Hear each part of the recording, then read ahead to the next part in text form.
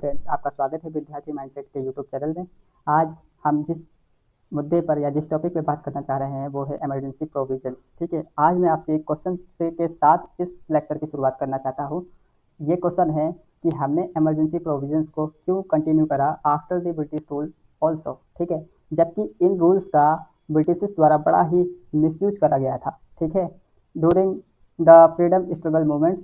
ठीक है, तो ऐसा क्यों था कि हमारे संविधान निर्माताओं को ये लगा कि जो ये प्रोविजंस हैं वो हमें अपने कॉन्स्टिट्यूशन में बरकरार एक पार्ट जोड़कर हमें इनको कंटिन्यू रखना चाहिए। ठीक है, तो मुझे ये बात आप बताएंगे कमेंट में। ठीक है, बाकी हम इस पर डिस्कस करेंगे। ठीक है, लेकिन आप इसको वीडियो को पॉज करके इस बात को सोच सकते हैं कि ऐसा क्या कारण था जिसकी वजह से ब्रिटिश हमारे जो कॉन्स्टिट्यूशनल मेकर्स हैं उनको ये लगा कि इमरजेंसी प्रोविजंस को हमें अपने कॉन्स्टिट्यूशन में कंटिन्यू रखना चाहिए। ठीक है, चलिए हम देखते हैं। ठीक है, तो इंडियन कॉन्स्टिट्यूशन में पार्ट 18 में आर्टिकल 352 टू 360 तक हमने इमरजेंसी प्रोविजंस को अडॉप्ट करा by government of India act 1935 से। ठीक है, और आगे चलते हैं हम। इसका जो कॉन्टेक्स्ट है वो क्या था, जो ये इमरजेंसी प्रोविजंस थे उनका ब्रिटिश एम्पायर के द्वारा काफ़ी मिसयूज हुआ था हमारी फ्रीडम मूवमेंट को सप्रेस करने में। ठीक है, जैसे जो ब्रिटिश रूल्स में हमने ब्रिटिश ने कई ऐसे प्रोविजंस बनाए थे, कई ऐसे एक्ट बनाए थे, जैसे प्रिवेंटिव डिटेंशन लॉज। ठीक है, suspension of civil liberties during 1930 to 1940, civil during the civil disobedience movement. ठीक है, हमने जो ब्रिटिश हैं उन्होंने सविनय अवज्ञा आंदोलन के दौरान भी इसका मिसयूज करा और इसको दबाने के लिए, सिविल लिबर्टीज को दबाने के लिए इन प्रावधानों का मिसयूज करा था। ठीक है, तो सवाल ये उठता है कि इन प्रावधानों का मिसयूज काफ़ी हुआ था ब्रिटिश रूल्स के दौरान, ब्रिटिश एम्पायर के दौरान। तो हमारे कॉन्स्टिट्यूशनल मेकर्स ने इनको अपने कॉन्स्टिट्यूशन में क्यों समाहित करने का निर्णय लिया, वो भी गवर्नमेंट ऑफ इंडिया एक्ट 1935 से।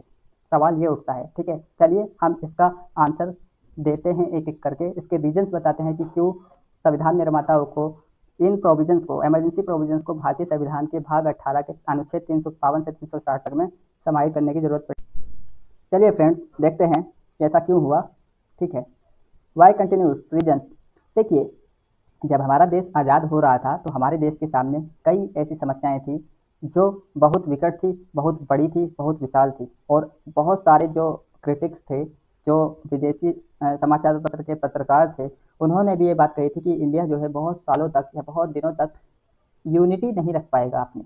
ये देश जो है कई भागों में विभाजित हो सकता है, ऐसा अनुमान लगाया जा रहा था तब के बड़े बड़े जर्नलिस्ट के द्वारा। ठीक है, हमारे सामने जो समस्या थी उस समय पर जब हमारा देश आज़ाद हो रहा था या आज़ाद हुआ था, तो उसमें पार्टीशन, आपको पता है कि जो पाकिस्तान और इंडिया दो भागों में भारत का विभाजन हो गया, कम्युनल रिवॉर्ड थे, काफ़ी ज़्यादा वहाँ पर सांप्रदायिक दंगे हुए, और प्रिंसली स्टेट्स इंटीग्रेशन का भी एक चैलेंज था। प्रिंसली स्टेट्स इंटीग्रेशन मतलब आपको पता है, इसमें वल्लभ भाई पटेल जी ने बहुत ही महत्वपूर्ण भूमिका निभाई थी। ठीक है, देखिए क्या था कि जब भारत आज़ाद हो रहा था तो भारत दो तीन पार्टों में डिवाइडेड था। पहला, एक ब्रिटिश भारत के सदस्य थे, ब्रिटिश भारत था। ठीक है, जिसको जो ब्रिटिश हैं उन्होंने जीत के अपने कंट्रोल में कर लिया था, जिस पार्ट को इंडिया के वो ब्रिटिश भारत था। और फिर रजवाड़े थे। ठीक है, तो रजवाड़ों की संख्या उस समय पर करीब 565 तक थी। ठीक है, और इनको जो गवर्नमेंट, जो इंडियन इंडिपेंडेंट एक्ट है, जो ब्रिटिश संसद द्वारा अंतिम जो एक्ट बनाया गया था, वो इंडियन इंडिपेंडेंट एक्ट 1947 था। उसमें इन रजवाड़ों को, जो 565 रजवाड़े थे, उनको ये कहा गया था कि आप या फिर भारत में शामिल हो जाए, या इंडिया में शामिल हो जाए, या पाकिस्तान में शामिल हो जाए, या फिर आप अपना स्वतंत्र अस्तित्व भी बनाए रख सकते हैं। तो ये भी एक चैलेंज था कि अगर ये रजवाड़े जो हैं अपना स्वतंत्र अस्तित्व बनाते हैं तो भारत में संचार की समस्याएं उत्पन्न होंगी। ठीक है, भारत कई भागों में विभाजित हो जाएगा, तो इनको भी कंट्रोल करने के लिए, इनको भी मनाने के लिए, और ऐसी समस्याओं को जो हमारी यूनिटी और इंटीग्रिटी के समक्ष बहुत बड़ा चैलेंज थी, उनको रोकने के लिए, उनको कंट्रोल करने के लिए हमें कुछ स्ट्रॉन्ग मैकेनिज्म बनाना पड़ा, जिससे हम प्रिजर्व कर सके अपनी नेशनल यूनिटी को। ठीक है, इस वजह से पहला रीजन ये था, जो हमारे कॉन्स्टिट्यूशनल मेकर्स ने जो इमरजेंसी प्रोविजंस थे उनको अपने कॉन्स्टिट्यूशन में रखने का या एडॉप्ट करने का गवर्नमेंट ऑफ इंडिया एक्ट 1935 से इसको डिसीजन लिया था हमारे कॉन्स्टिट्यूशनल मेकर ने। पहला reason, unity and integrity of India. ठीक है, अब देखते हैं दूसरा रीजन क्या था, जो इमरजेंसी प्रोविजंस है उनको हमारे कॉन्स्टिट्यूशन में कंटिन्यू करने का। वास्ट डाइवर्सिटी थी और फेडरल चैलेंजेस थे। ठीक है, हमारे देश में तब के समय पर अब भी लिंग्विस्टिक, रीजनल और रिलीजियस डाइवर्सिटी है आज भी, और तब बहुत ही ज़्यादा थी, क्योंकि तब आपको पता है कि हम लिंग्विस्टिक स्टेट्स की लगातार मांग हो रही थी, ठीक है। रीजनलिज्म ज़्यादा था क्योंकि कहीं पर जो ब्रिटिश गवर्नमेंट की पॉलिसी थी उधर ज़्यादा डेवलपमेंट कर दी, किसी क्षेत्र को ज़्यादा डेवलप कर दिया था और किसी क्षेत्र को कम। और रिलीजियस डाइवर्सिटी तो थी, रिलीजियस के ही कारण हमारे देश का विभाजन भी हुआ था, आपको पता है, ठीक है। इस कारण से जो स्वतंत्रता सेनानी थे, जो कॉन्स्टिट्यूशनल मेकर्स थे, उनको लगा कि कहीं भारत सेपरेट ना हो जाए, इसमें में से कई जो क्षेत्र हैं वो सेपरेटिज्म की मांग ना कर दें और भारत का डिसइंटीग्रेशन ना हो जाए। इस वजह से भी नेशनल इमरजेंसी प्रोविजंस को जो था उस समय पर एक टूल एज सेफ गार्ड के रूप में अपनाने का डिबेट हुआ कॉन्स्टिट्यूशन असेंबली में और इसको अपनाने का और संविधान में सम्मिलित करने का फैसला लिया गया, ठीक है। आगे चलते हैं। जो थर्ड रीजन था वो जो पॉलिटिकल थ्रेड्स था, क्योंकि भारत जब आज़ाद हुआ तो आपको पता है कि भारत के आज़ाद है तो ही उस पाकिस्तान ने भारत के जम्मू कश्मीर पार्ट पर अटैक कर दिया, ठीक है। और उसके बाद आपको पता है 26 अक्टूबर 1948 को, ठीक है, राजा हरि सिंह जो जम्मू कश्मीर के राजा थे, महाराजा ने क्या करा, भारत के विलय पत्र पर सिग्नेचर कर दिया और भारत में सम्मिलित होने पर अपना एग्रीमेंट दे दिया। तो इस तरीके से चाइना और पाकिस्तान से हमारा जो है क्या कहते हैं एक्सटर्नल एग्रेशन का भी चैलेंज था। इस वजह से भी हमने ऐसे प्रोविजंस रखे जो पूरे ऑल इंडिया पर लागू होकर इंडिया को सिक्योर कर सके, नेशनल सिक्योरिटी को मेंटेन कर सके। तो जो नेशनल सिक्योरिटी है वो भी एक रीजन था, ठीक है, जो हमने इमरजेंसी प्रोविजंस को अपने कॉन्स्टिट्यूशन में कंटिन्यू रखने का डिसाइड करा, ठीक है। और जो कंटिन्यूटी ऑफ गवर्नेंस है, जो शासन है उसको निरंतर चलाए रखने के लिए भी और मेंटेन करने के लिए लॉ एंड ऑर्डर को, इसलिए भी हमें ऐसी पावर्स की ज़रूरत थी जिससे हम अपने देश में लॉ एंड ऑर्डर को मेंटेन कर पाएँ, ठीक है। इसीलिए हमने डिसाइड करा कि हम एक ऐसा कॉन्स्टिट्यूशनल फ्रेमवर्क बनाएंगे जिसके तहत इन पावर्स को लिमिटेड जैसे एक सेफ गार्ड के रूप में अपनाया जाए और हमारे कॉन्स्टिट्यूशन में रखा जाए, ठीक है। आगे चलते हैं हम। कॉन्स्टिट्यूएंट असेंबली में भी इस बात को लेकर कई डिबेट हुई थी, ठीक है। तो जो मेंबर्स थे हमारी संविधान सभा के, उन्होंने कहा कि ठीक है ऐसी पावर्स होनी चाहिए, नेसेसरी है, ऐसी पावर्स नेसेसरी है, बट इसको हमें कॉन्स्टिट्यूशनली लिमिटेड करना चाहिए, ठीक है।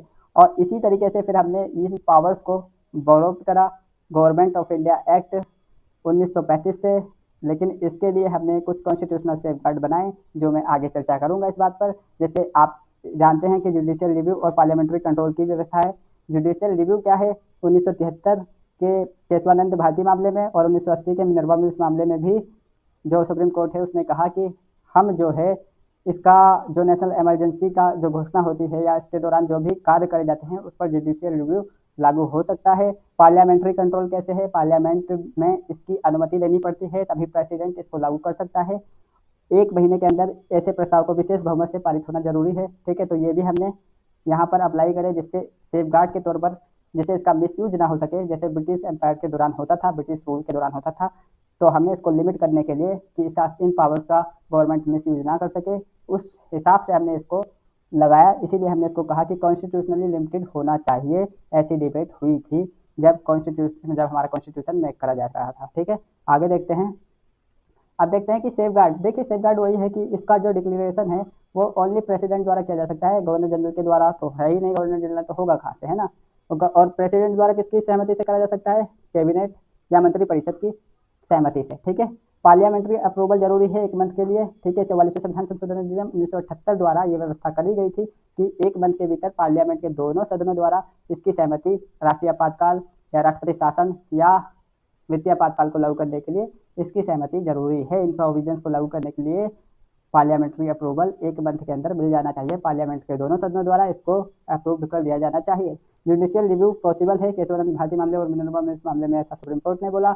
और फंडामेंटल राइट जो है उसको प्रोटेक्शन दी गई 44वें संविधान संशोधन अधिनियम 1978 के द्वारा। 20 और 21 जो उसमें कहा गया कि आर्टिकल 20 में जो अभियुक्त के अधिकार हैं और जीवन का अधिकार 21 में है, उनको कभी भी सस्पेंड नहीं किया जा सकता ड्यूरिंग द इमरजेंसी पीरियड, ठीक है। तो ये भी आप याद रखिएगा। आगे चलते हैं हम। आगे क्या है, कंक्लूजन में हम ये कह सकते हैं कि ये उस तरीके से हमने नहीं लगाए हैं, उस तरीके से नहीं लिए हैं गवर्नमेंट ऑफ इंडिया एक्ट से जिससे इसका मिसयूज हो सके। हमने इसमें कॉन्स्टिट्यूशनली कुछ चेंज करे हैं अपनी परिस्थितियों के अनुसार, तब इन प्रोविजंस को हमने अपने कॉन्स्टिट्यूशन में इंक्लूड करा है, ठीक है, एडॉप्ट करा है, ठीक है। और क्योंकि ये इसलिए जरूरी थे क्योंकि हमारा जो देश 1947 से 50 के बीच कई सारे चैलेंजेस का सामना कर रहा था, इसलिए हमें इन पावर्स को की जरूरत थी, बट विद सेफगार्ड, ठीक है। और ये बैलेंस को क्रिएट करते हैं राज्य सरकार और संघ सरकार के बीच। और ऐसी कोई भी गतिविधि पर रोक लगाते हैं जिससे भारत की यूनिटी और इंटीग्रिटी पर कोई भी चैलेंज आए। ठीक है, ब्रिटिश मिसयूज रिजेक्ट करा गया है। हमने कॉन्स्टिट्यूशन में कुछ ऐसे प्रोविजंस करे हैं जो इन प्रावधानों का, इन प्रोविजंस का मिसयूज रोकते हैं। जैसे कि हमने इसको लागू करने का प्रावधान ये करा है कि प्रेसिडेंट सिर्फ मंत्रिपरिषद की सिफारिश से ही इसको लागू कर सकता है, और ये जो प्रस्ताव है वो ये हमारी पार्लियामेंट में 1 महीने के अंदर विशेष बहुमत से पारित होना जरूरी है, तभी इन प्रावधानों को हम लागू कर सकते हैं। तो ये भी इस तरीके की व्यवस्थाएं करके हमने इसके मिसयूज को कंट्रोल कर दिया है। ठीक है, नेशनल सिक्योरिटी इंश्योर करता है। मान लीजिए कि कोई राज्य सरकार है जो भारत की यूनिटी और इंटीग्रिटी के विरोध या संविधान के प्रावधानों के अनुसार नहीं कार्य कर रही है। ठीक है, तो जब संविधान के प्रावधानों के अनुसार नहीं कार्य कर रही होगी कोई राज्य सरकार, तो वो 356 के तहत उस पर राष्ट्रपति शासन का इम्पोजिशन करा जा सकता है। दूसरा, जब केंद्र के निर्देशों का पालन नहीं कर रही होगी राज्य सरकार, तो आर्टिकल 365 के तहत भी क्या हो सकता है, उस पर राष्ट्रपति शासन लगाया जा सकता है। इसलिए नेशनल सिक्योरिटी मेंटेन करता है। मान लो भारत पे किसी देश का आक्रमण हो जाए और सारी व्यवस्थाएं सेंट्रलाइज करनी जरूरी है वहाँ पे। ठीक है, तो क्योंकि जल्दी जल्दी हमारे ऑर्डर आएंगे, जल्दी जल्दी हम मेंटेन करेंगे लॉ एंड ऑर्डर, तो उस केस में भी हमारा जो नेशनल सिक्योरिटी को ये मेंटेन करता है या इंश्योर करता है, जो हमारे इमरजेंसी प्रोविजन है। और डेमोक्रेटिक सेफगार्ड हमने दिए हैं, जैसे हमने हमारे जो जनप्रतिनिधि हैं वो जनता के द्वारा चुने जाते हैं और उन्हीं के अनुसार इन इमरजेंसी प्रोविजंस को हमारे देश में इम्प्लीमेंट करा जाता है। तो ये माना जाता है कि डेमोक्रेटिक कंट्रोल रहेगा इमरजेंसी प्रोविजंस के पीछे, या जनता की राय रहेगी आपातकाल या राष्ट्रपति शासन लगाने के पीछे। ठीक है, आपको समझ में आया होगा। मैं आशा करता हूँ कि आप सपोर्ट करेंगे। Thank you for watching this video. आगे फिर मिलेंगे। Thank you so much.